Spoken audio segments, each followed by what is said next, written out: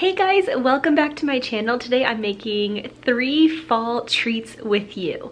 If you were a member of the Sugar Police, this is not going to be the video for you.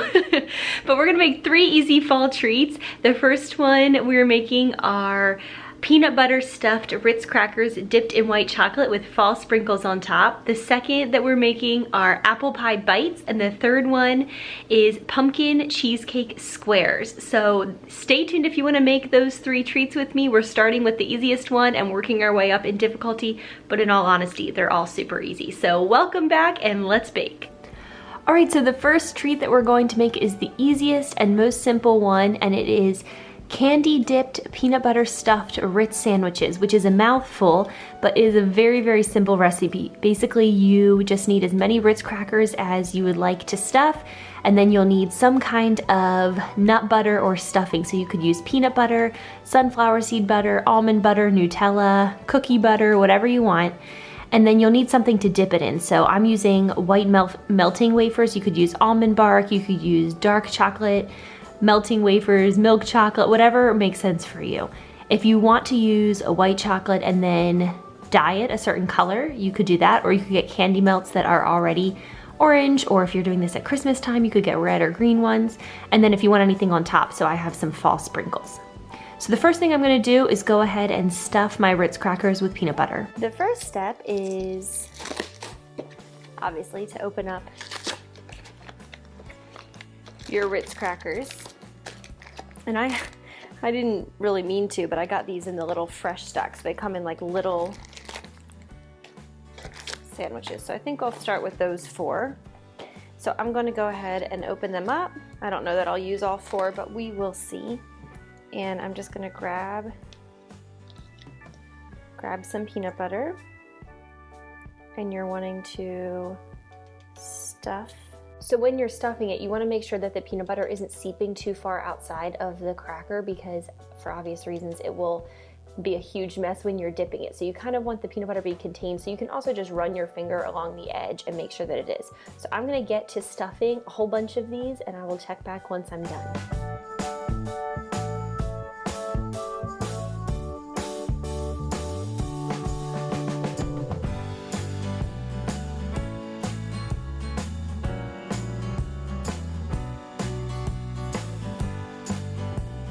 And when I made the sandwiches, I made them with both of the crackers facing the same way instead of them. So there's one side, this side is a little bit flatter on the Ritz crackers, and then this side has a little bit more of a rounded top. So I made them, I just got some peanut butter on my finger. So I made them so that there is a flat side for them to sit down on. You don't have to do that, it's just what I did. But anyway, here are my little crackers.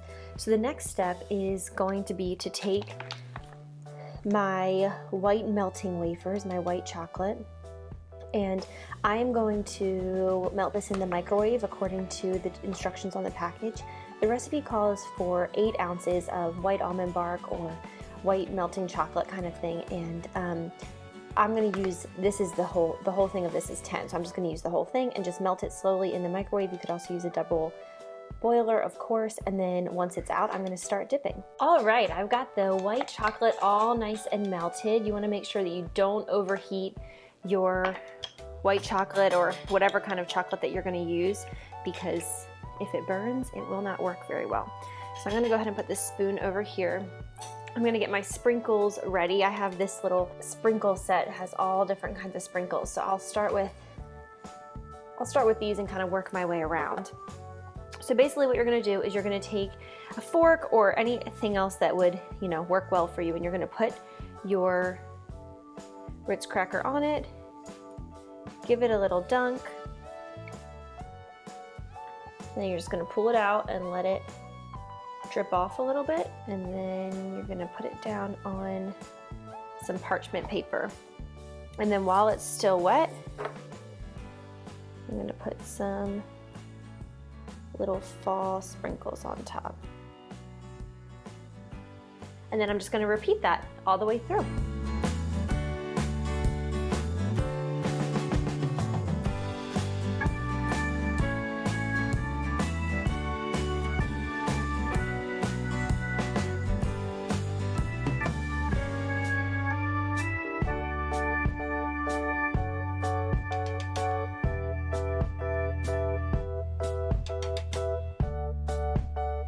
Okay, so I have done all of these, dipped them all and put sprinkles on top. I'm gonna pop them in the fridge for about 10 or 15 minutes. But anyway, they look great. I'm gonna go ahead and pop them in the fridge for 10 or 15 minutes, let the coating cool and harden, and then I will show you what they look like. All right, I've pulled these out of the fridge. They've been in there. Oh, I don't even think I'm gonna need this because they've been on parchment. And so they're super easy to just pop off and plate up. They look so cute. Some of them have like a little bit of chocolate. You can kind of snap off the end if you want. I love these because you could do colorful sprinkles for a birthday. You could do them for like pastel colors for Easter. You could do Christmas colors for the Christmas season. I mean, you could do whatever you want. And you could do different fillings. You could do peanut butter on the inside and then do chocolate or dark chocolate on the outside. So it's more like a kind of Reese's peanut butter cup. You know, whatever floats your boat, but they look so cute. So here are our peanut butter stuffed Ritz crackers, all finished. They've cooled in the fridge for a while and they are so delicious. The inside of them, I could eat this whole plate. They are just absolutely sweet and salty deliciousness. So easy, so yummy.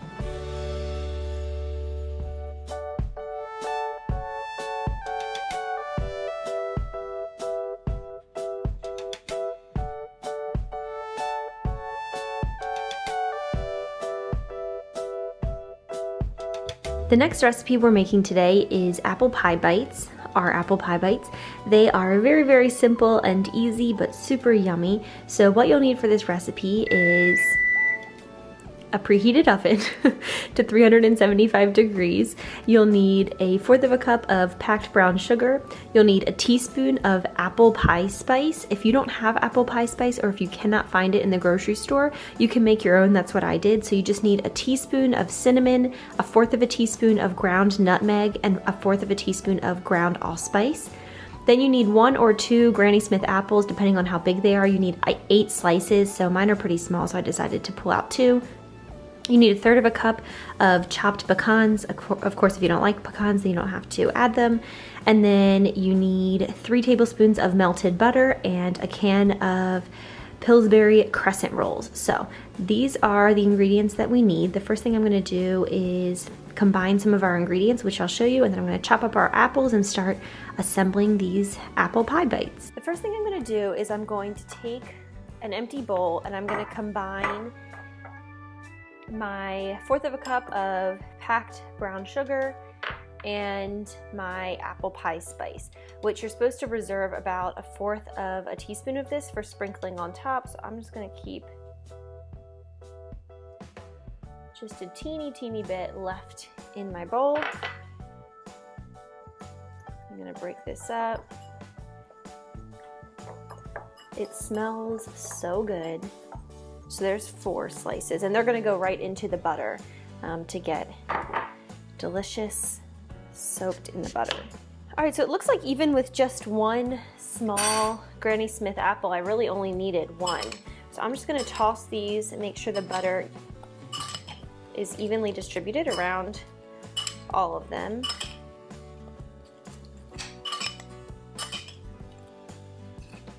Yum, and we'll just let these kind of soak in this butter while we continue on.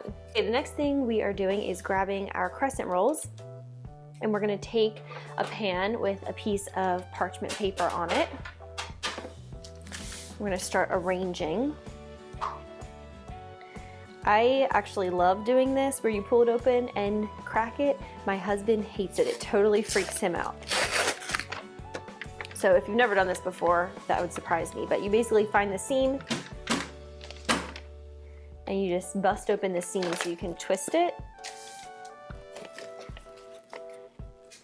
And your dough comes right out. Okay.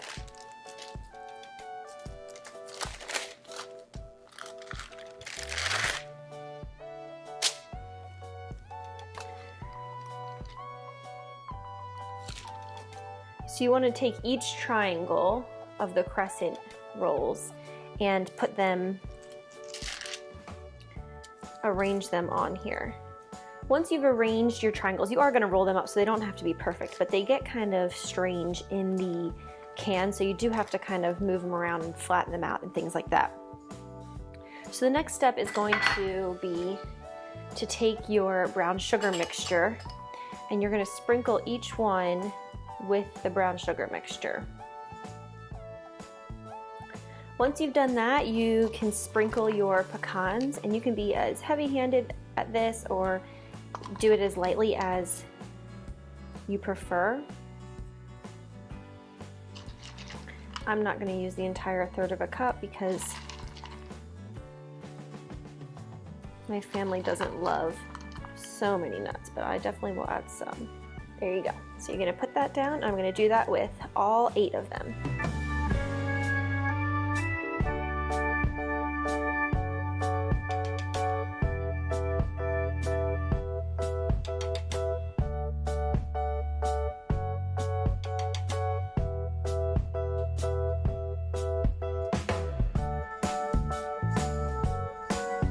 I've rolled up all of my little mini apple pie bites, and there is some remaining butter, and so the recipe calls for actually brushing the remaining butter on the top of each little apple pie bite. So I'm going to go ahead and do that now. And then the last step before they go into the oven is just going to be to sprinkle each one with a little bit of the remaining apple pie spice that I made. They are all ready, and I'm gonna pop them into the oven for about 10 or 12 minutes, and I'll show you them once they're finished. All right, these little apple pie bites just came out of the oven. Of course, they look a mess right now because they leaked some of the butter and brown sugar mixture, and you know, there was some sprinkled on the parchment paper when they went in. But once they've cooled for about 5 minutes, I'll take them off of the pan and I'll show you them all polished up and pretty. Here are the apple pie bites out of the oven. They are so delicious. They are best served with some vanilla ice cream when they're still warm. Yum. These are such a good crowd pleaser. They're delicious. The inside of them is just ooey gooey, and it is so yummy. You will love them.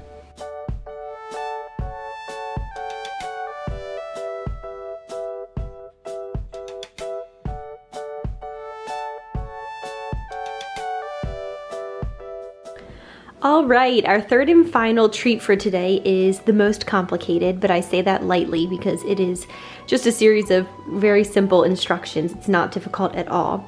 So for this recipe, you need some salt, all-purpose flour, sugar. You need a cup of pureed pumpkin. I have a can of it, and the can is, I think, 15 ounces. Yeah, so I have almost 2 cups in there. You need an 8-ounce block of softened cream cheese, 2 eggs, vegetable oil. You need definitely some kind of baking spray, or you can oil and flour your pan that you're gonna bake this in, which should be a 9x13. You need baking powder, baking soda, some pumpkin pie spice, and some vanilla. So that's everything that you need for this recipe, and we are making pumpkin cream cheese bars. Okay, now that my oven is preheated to 375 degrees and I have my 9x13 baking pan sprayed with cooking spray, it's set aside across my kitchen. The first thing we're gonna do is make the filling for the pumpkin cream cheese bars, and then we're also gonna make the batter separately. So for the filling, we're gonna take our 8 ounces of softened cream cheese and put it into a bowl, along with 1/4 of a cup of sugar, 1 of our 2 eggs, and 1/2 teaspoon of vanilla extract, which I'm just gonna kind of eyeball here.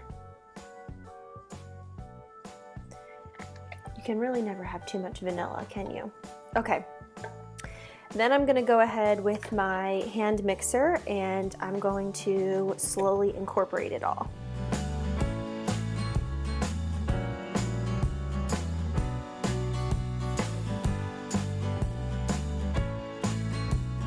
All right, now that that is all well combined and the filling is done, I'm gonna set that aside and work on the batter. The first step in making our batter is to combine a cup of the pumpkin puree, which I measured out of the can. Once you have your pumpkin, then you also wanna add a cup of sugar. No one said this recipe was healthy. Then you wanna add your second egg. And then last but not least, 1/3 of a cup of vegetable oil. I'm making this recipe exactly as it is exactly as it reads, but you could try subbing things. You could try doing half brown sugar, half white sugar. You could try using melted butter instead of vegetable oil, or just using more pumpkin instead of vegetable oil. You're welcome to experiment. I'm just making it exactly as it reads. So then what I'm going to do is go ahead and combine these.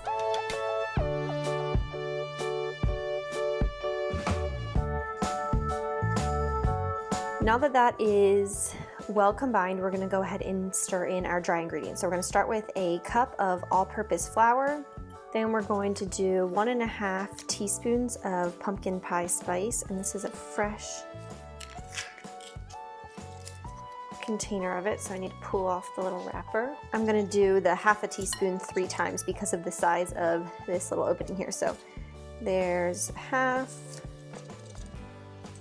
There's 1 teaspoon, 1.5 teaspoons. Probably a little more, but pumpkin pie spice is delicious. Next thing we're going to do is add a teaspoon of baking powder.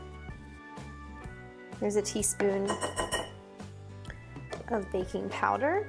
Now a 1/2 teaspoon of baking soda. And then a 1/2 teaspoon of salt. Now that all of my ingredients are in here, and there's an optional half a cup of chopped pecan pieces, but I'm not adding those because I just made those apple pie bites and they have pecans in them, and I want to make a dessert that doesn't have any nuts. But if you want to add pecans, you could add 1/2 cup right now. So I'm just going to go ahead and make sure this is well incorporated. All right, I have my greased 9x13 baking dish. I'm just going to go ahead and take this pumpkin batter and pour it in. Now I'm just going to spread this batter out so that it covers the entire bottom of the 9x13 pan. I'm trying to get it as even as possible, but it doesn't have to be perfect. It will be delicious no matter what. Okay, so the next step is going to be to take our cream cheese mixture and add little dollops of it all over the batter, and then we're going to marble it through. And I'm realizing that I said that you would add the pecans into the batter, which you surely could, but the recipe does say that if you want to add the pecans, that you add them at the very end after the marbling, and they kind of bake on top. So it's up to you. You could do it either way, and I'm sure it would be great. Okay, now we have little dollops of the cream cheese mixture all over the batter. So what you're gonna do is take a knife and you're gonna go up and down this way, and then you're gonna go side to side to kind of get a marbled effect. You don't wanna push your knife all the way to the bottom. You just wanna do it lightly on the surface so it gets that pretty marbling. Otherwise they'll just completely combine, which would be probably good, but that's not what we're going for. So I'm gonna go ahead and do that.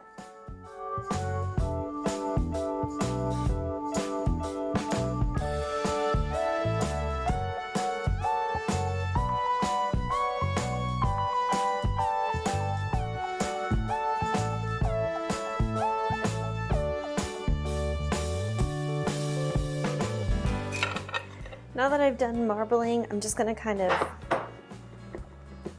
make it all settle out. Okay, perfect. So this would be the time where you could sprinkle the chopped pecans. I'm gonna pop this into the oven for about 20 or 25, well, about 25 or 30 minutes, something around there. And, ooh, my batter's sliding. And we'll see how long it takes. My oven runs pretty hot, so I'm imagining probably 25 minutes will be enough. If your oven tends to run a little cooler, then maybe 28 minutes, something like that. So I'm gonna pop this in and I'll show you it when it's out. Here is our pumpkin cheesecake squares, not in squares yet, but out of the oven. And you get that bottom pumpkin layer and that top cheesecakey layer. Yum. So there you have it, guys, our 3 delicious treats for fall. I hope you enjoyed this video. I have lots more cooking and baking recipes coming your way. Thank you so much for watching. If you enjoyed this video, I would appreciate a thumbs up, and make sure to leave a comment below with your favorite fall treat. I'll talk to you guys next time. Bye.